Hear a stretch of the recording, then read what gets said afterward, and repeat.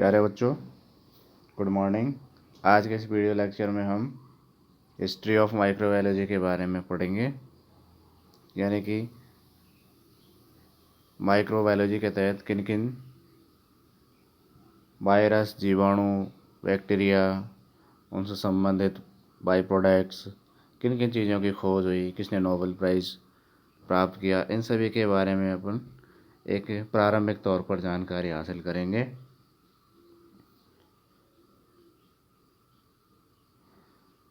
मानव पुराने काल से सूक्ष्म जीवों की जैव रासायनिक क्रियाओं का उपयोग अपने दैनिक जीवन में करता आ रहा है, क्योंकि इनकी जो जैव रासायनिक क्रियाएं होती हैं, उन रासायनिक क्रियाओं का पूर्व में पहले कोई ज्ञान नहीं था। कई सभ्यताएं, उन सभ्यताओं में विभिन्न प्रकार की क्रियाएं अपनाई जाती थी, उनसे उपचार किए जाते थे। उनमें कहीं न कहीं सूक्ष्म जीवों का योगदान रहता था। जैसे कि मिस्र के जो लोग थे, वो डबल रोटी बनाने के लिए पहले सूक्ष्म जीवों का उपयोग किया करते थे। पुराने काल में विभिन्न प्रकार के असहज रोग होते थे, तो उनको देवी देवताओं का प्रकोप माना जाता था और उनके लिए झाड़ा फूकी की जाती थी, लेकिन उनमें कहीं न कहीं इन सूक्ष्म जीवों का योगदान था। लेकिन जैसे जैसे धीरे धीरे वैज्ञानिक अध्ययन हुआ, तो उसके बाद में स्वास्थ्य विज्ञान की जानकारी हासिल हुई, लोगों की मान्यताओं में परिवर्तन आए। इसी प्रकार हमें सूक्ष्म जीवों के बारे में पता चलता गया। एक बीमारी होती है लेप्रोसी, जो कि छूत की बीमारी मानी जाती है। उसको भी पहले देवी देवताओं का प्रकोप माना जाता था, लेकिन ये होती एक एक्चुअली बीमारी है और सूक्ष्म जीवाणु के द्वारा होती हैं। पुरातन काल में यह भी माना जाता था कि जो सजीवों की उत्पत्ति है वो अजैविक यानी एबायोटिक वस्तुओं से हुई है, और इस प्रकार की जो थ्योरी थी उसको हम एबायोजेनेसिस कहते हैं, यानी कि स्पोटेनियस जेनरेशन, यानी कि अपने आप ही निर्जीव वस्तुओं से सजीवों की या सूक्ष्म जीवों की उत्पत्ति होना। इसके मत में काफ़ी समर्थक थे, जैसे अरस्तु, सैमसन, वर्जिल, वॉन हेम्बोल्ट। इन सब ने अपनी थ्योरी प्रस्तुत की, भाई हाँ, कि जो सूक्ष्म जीव है उनकी उत्पत्ति या जीवों की जो उत्पत्ति है वो एबायोजेनेसिस या स्पोटेनिजेनेसिस के द्वारा हुई है। एंटोनी वॉन ल्यूवेनहॉक ने जैसे एनिमल क्यून नाम दिया, उसकी खोज की। इसके अलावा इन्होंने वर्षा के जल, दांतों की लार और रक्त व मानव के वीर्य का अध्ययन किया और सूक्ष्म जीवों के लिए एनिमल क्यूल नाम दिया। फ्रांसिस रेड्डी ने जो स्पोटेनियस जेनरेशन की जो थ्योरी थी, इसको डिस्प्रूव किया कि भाई ये गलत बात है और इनकी उत्पत्ति किसी न किसी सूक्ष्म जीवों के द्वारा हुई है।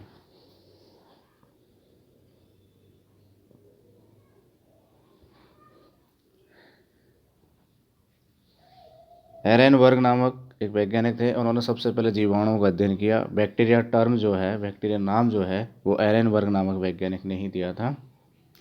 रॉबर्ट कोच ने कोच पोस्टुलेट दिया। इसी प्रकार लूस पास्चर है, उसने फर्मेंटेशन की थ्योरी दी। प्रोटोजोन्स द्वारा फैलने वाला जो पेवरिन रोग है उसके बारे में अध्ययन किया। ठीक है। 1860 से लेकर के 1910 तक का जो काल है वो सूक्ष्म जैविकी का गोल्डन एज कहलाता है, यानी कि गोल्डन एज ऑफ माइक्रोबायोलॉजी। 1860 से लेकर के 1910 तक का जो ड्यूरेशन है वो ड्यूरेशन गोल्डन एज कहलाता है। तो उस गोल्डन एज में क्या क्या परिवर्तन आए उनका हम अध्ययन यहाँ करेंगे। देखिए, 1798 में जेनर नामक वैज्ञानिक थे, उसने सबसे पहले फर्स्ट वैक्सीन डेवलप की थी। इसी प्रकार 1835 में वैसी नामक एक वैज्ञानिक थे, उन्होंने सिल्क वर्म की फंगस होती है उसकी खोज की। 1840 में सैमुअल लिविस नामक वैज्ञानिक थे, उन्होंने चाइल्ड बर्थ फीवर, एक फीवर होता है जिसको चाइल्ड बर्थ फीवर कहते हैं, ये एक्चुअली एनिमल में ज़्यादा होता है। ये चाइल्ड बर्थ फीवर में क्या होता है कि जो एनिमल्स जैसे बच्चा देते हैं तो 1 या 2 बार दूध निकालने के बाद में कैल्शियम की कमी हो जाती है, तो फीवर आता है, उसको चाइल्ड बर्थ फीवर कहते हैं। 1853 में डेवेरी ने फंगल प्लांट डिजीज़, यानी कि प्लांट्स में बहुत सारी डिजीज़ होती हैं फंगल के द्वारा, उन फंगल डिजीज़ का सबसे पहले अध्ययन डेवेरी नामक वैज्ञानिक ने 1853 में किया। 1857 में पास्चर ने फर्मेंटेशन थ्योरी दी। लुइस पाश्चर जो था उसने फर्मेंटेशन थ्योरी दी, किण्वन की क्रिया की। इसने क्या किया कि जो यीस्ट होता है उसके द्वारा जो मोलासेज होते हैं उसको फर्मेंट करवाया और एल्कोहल प्रोड्यूस किया। फर्मेंटेशन प्रोसेस के बारे में लुईस पास्चर ने सबसे पहले बताया। 1861 में पास्चर ने जो स्पॉटेनियस जनरेशन की थ्योरी थी उसको डिस्प्रूव करने के लिए थ्योरी अप्रूव की भाई कि जो एबायोटिक जेनेसिस जिसको हम कहते हैं, यानी कि स्वतः जनन उत्पत्ति, उसको डिस्प्रूव किया। और उन्होंने बताया कि इन प्रकार के जो सूक्ष्म जीव होते हैं उनकी उत्पत्ति किसी न किसी पूर्व जीव से होती है। इस थ्योरी को उसने डिस्प्रूव किया था।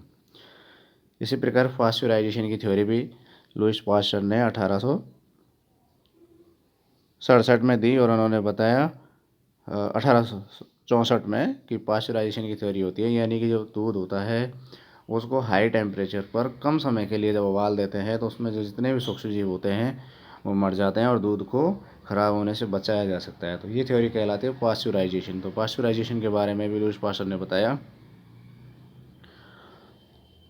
1867 में लिस्टर ने एसेप्टिक सर्जरी, यानी कि जब सर्जरी करते हैं तो उसके दौरान जो जितने भी सूक्ष्म जीव होते हैं उनको किसी न किसी केमिकल की सहायता से मार दिया जाता है, तो वो एसेप्टिक कहलाता है।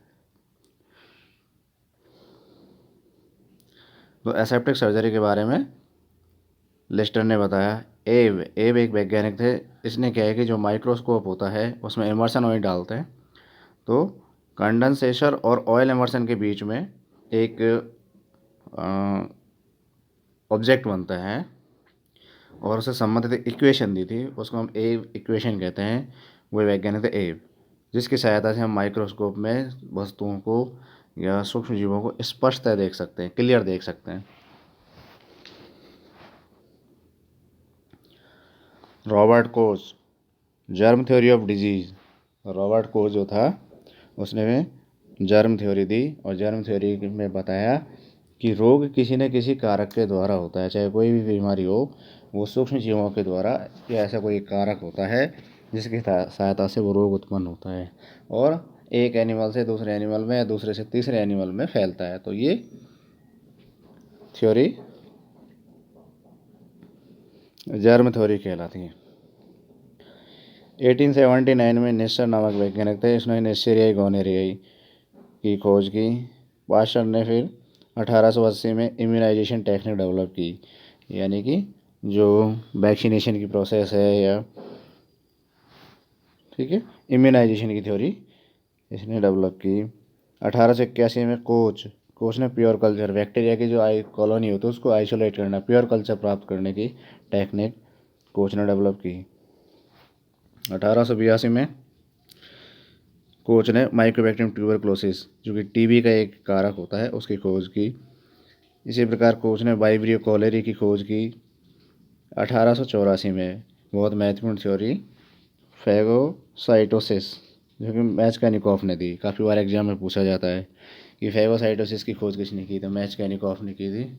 और फैगोसाइटोसिस में क्या होता है कि जो डब्ल्यूबीसी सेल्स होती हैं या मैक्रोफेजेज होती हैं वो रोगाणु या जितने भी बाहरी एंटीजन होते हैं उनको एनगल्फ करके डिस्ट्रॉय करते हैं, तो फैगोसाइटोसिस की प्रोसेस कहलाती है।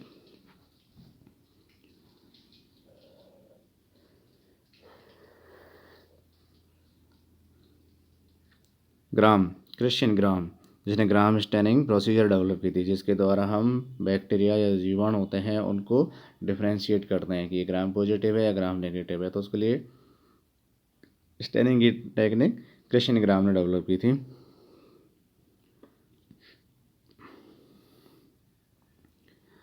1867 में एशरिस ने इकोलाई, जो कि बहुत महत्वपूर्ण बैक्टीरिया है, कॉलीफॉर्म बैक्टीरिया भी हम इसको कहते हैं। सीवेज में अगर हमें कॉलीफॉर्म टेस्ट करना होता है तो इकोलाई को देखा जाता है सबसे पहले। तो इस बैक्टीरिया की खोज भी एशरिस नामक वैज्ञानिक ने की थी और अपने जो स्मॉल इंटेस्टाइन है उसके अंतर्गत ये बहुत ज़्यादा पाया जाता है। पैट्री 1890 में पैट्री नामक एक वैज्ञानिक थे, जिसमें पैट्री डिश, जिसमें हम बैक्टीरिया की कॉलोनी आइसोलेट करते हैं या कल्चर करते हैं, उसको बनाने की प्लेट आती है, वो प्लेट नुमा जो इक्विपमेंट है वो पैट्री डिश कहलाता है। वॉन बियरिंग ने डिप्थीरिया एंटीटॉक्सिन को डेवलप किया था। यानी कि डिप्थीरिया एक ग्राम पॉजिटिव बैक्टीरिया है ना, डिजीज है ये। डिप्थीरिया कोरियन बैक्टीरियम डिप्थीरिया के द्वारा होता है। तो इसमें एक टॉक्सिन निकलता है, उस टॉक्सिन के द्वारा हमारे अंदर डिप्थीरिया हो जाता है, तो उसके अगेंस्ट टॉक्साइड बनाया जाता है, उसको हम एंटीटॉक्सिन कहते हैं। एलरिच एलरिच थ्योरी ऑफ इम्यूनिटी डेवलप की विग्नोवस्की ने सल्फर साइकिल को डिस्कवर किया। साइगा जो कि सीजिला बैक्टीरिया होता है उसकी डिस्कवरी की 1910 में। एरिच ने सिफाइलिस नामक बैक्टीरिया की खोज की और 1928 में फ्लेमिंग, चैन और फ्लोरी उन्होंने पेनिसिलिन, ठीक है, पेनिसिलिन नामक जो कि एंटीबायोटिक फर्स्ट एंटीबायोटिक है जो कि पेनिसिलियम फिर फंजाई होती है उससे आइसोलेट किया था। ग्रिफिथ ट्रांसफॉर्मेशन थ्योरी इन बैक्टीरिया एक तरीके का ये रिप्रोडक्शन है, सेक्टर रिप्रोडक्शन। तो ग्रिफिथ ने ट्रांसफॉर्मेशन को डिस्कवर किया था।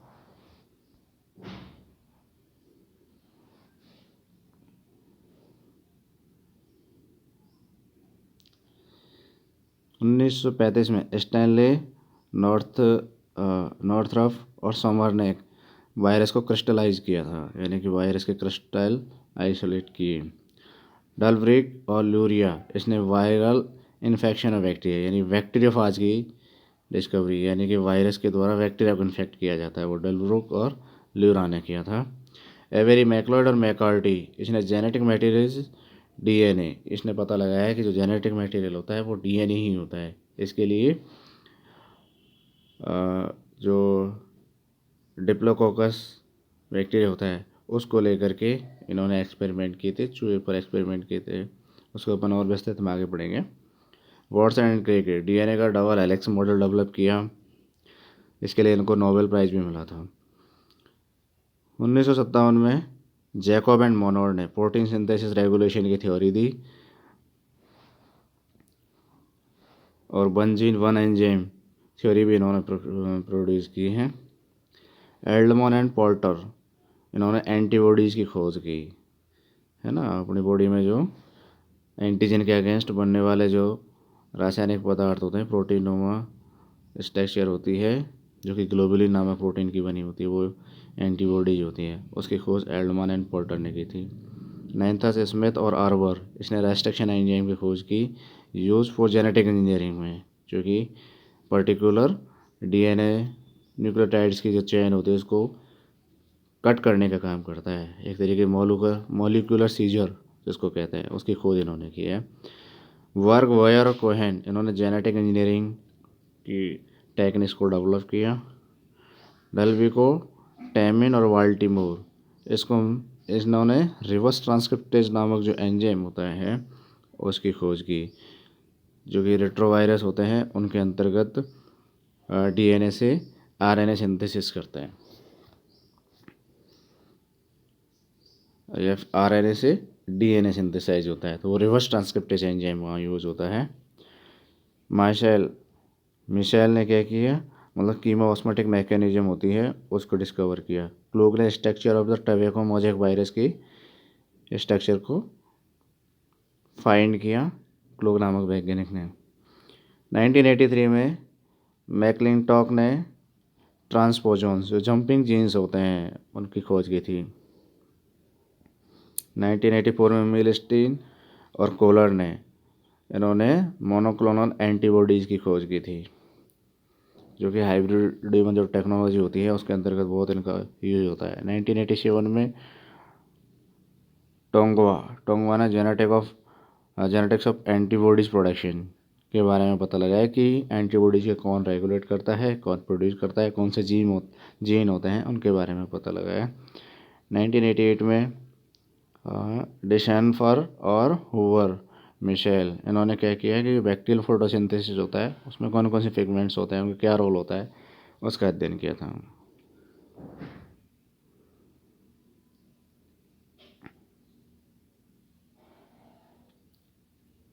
वाइसेफ और वर्मूस इन्होंने ऑनकोजेन्स होते हैं जो एक तरीके से कैंसर को कॉज करने वाले जो जीन्स होते हैं उनको ऑन्कोजीन्स कहते हैं, उनके बारे में डिस्कवरी की थी।